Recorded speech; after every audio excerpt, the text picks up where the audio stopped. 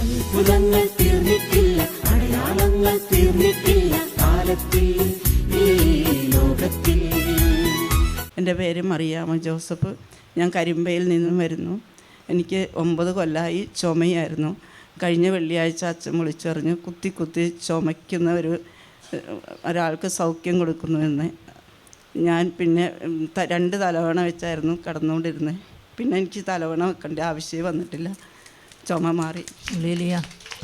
9 വർഷമായിട്ടുള്ള ചുമയാണ്. ചുമച്ച് ബുദ്ധിമുട്ടുള്ളതാണ്.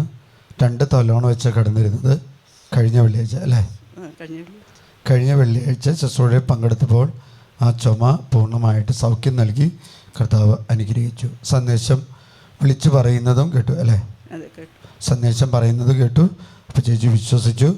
ആ വിശ്വാസം കർത്താവ് കൃപയാക്കി മാറ്റി അസുഖം മാറ്റി കർത്താവ് അനുഗ്രഹിച്ചു. അല്ലേ?